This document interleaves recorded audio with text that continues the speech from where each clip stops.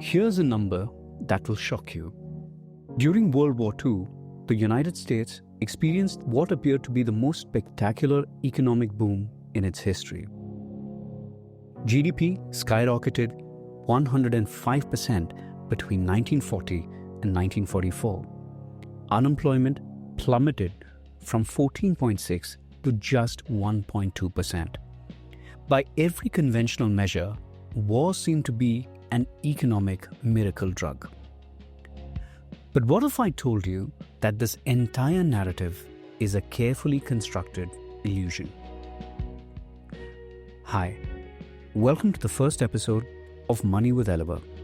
I'm Santosh, and today we are going to be diving deep into one of the most dangerous misconceptions in modern economics: the idea that war is good for the economy.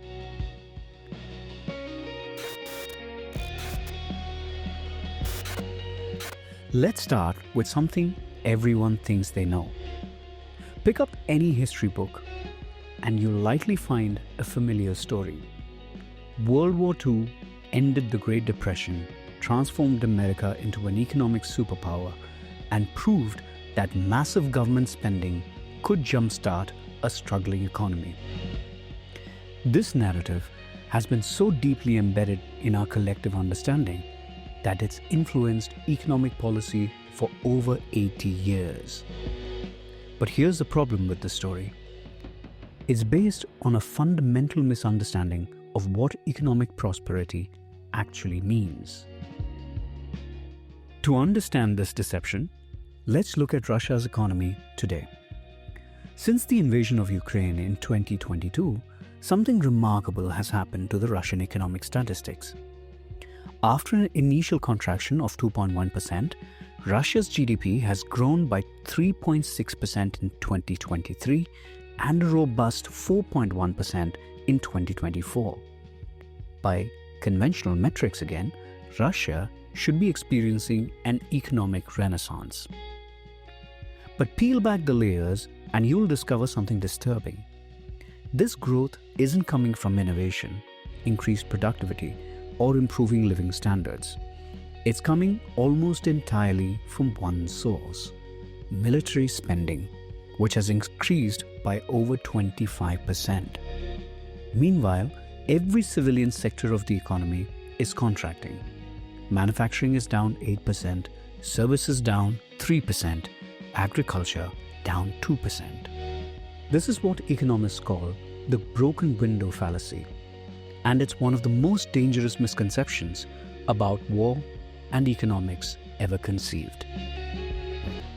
The broken window fallacy was first described by French economist Frédéric Bastiat in 1850. Picture this: a shopkeeper's window gets broken by a thrown rock. Onlookers gather and observe that actually this broken window is good for the economy. The glazier will get paid to fix it. He will then spend that money elsewhere, creating a ripple effect of economic activity. But Bastiat asked the crucial question: what is unseen here? If the shopkeeper hadn't needed to spend the money fixing the window, he would have then bought new shoes, invested in his business, or purchased other goods. The glazier benefits, but the shoemaker loses his sale. The broken window hasn't created wealth. It simply redistributed it while destroying something valuable in the process. War operates on the exact same principle, but on a scale so massive that the illusion becomes almost impossible to detect. Let's examine the World War II data more carefully.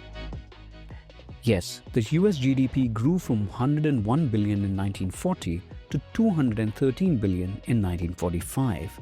But look at what happened to civilian production. Car manufacturing collapsed from 3.8 million units in 1941 to just 70,000 units in 1945. Housing construction plummeted from over 700,000 new homes in 1941 to just 142,000 in 1944.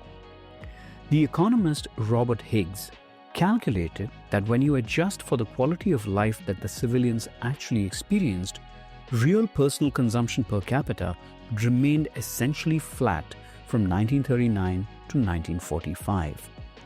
Americans weren't getting richer, they were making enormous sacrifices that the GDP statistics simply couldn't capture. Think about what this actually means. Families couldn't buy cars, new refrigerators, or move into better homes. They dealt with rationing of basic goods like sugar, meat, and gasoline. Women who had never worked before were suddenly operating dangerous machinery in factories. Children grew up without fathers, and yet the economic statistics suggested the country was thriving. So if war doesn't actually create prosperity, what does it create? To answer this, we need to look at conflicts where the fighting actually took place on home soil, because that's where the true economic devastation becomes impossible to hide. The data is staggering.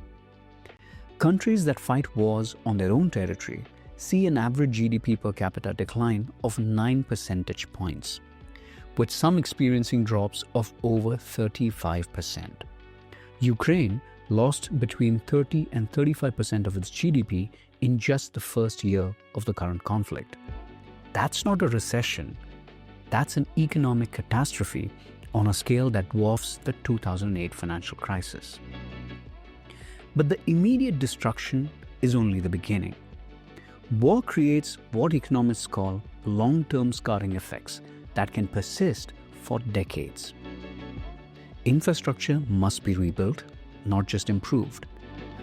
It needs to be simply restored to what it existed before. Human capital is lost through death, displacement, and the brain drain as educated people flee the country. Investment disappears as businesses refuse to operate in an unstable environment. The numbers are almost incomprehensible. The World Bank estimates reconstructing Ukraine will cost over $424 billion. That's more than the entire GDP of many countries. And this doesn't even account for the human cost, the lost generations, the psychological trauma, the families torn apart.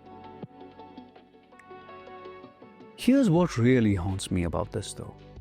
Every dollar spent on weapons, every factory converted to military production, every brilliant engineer designing better ways to kill people, all of that represents opportunities lost. The same resource that could have been used to cure diseases, develop clean energy, improve education, or lift people out of poverty.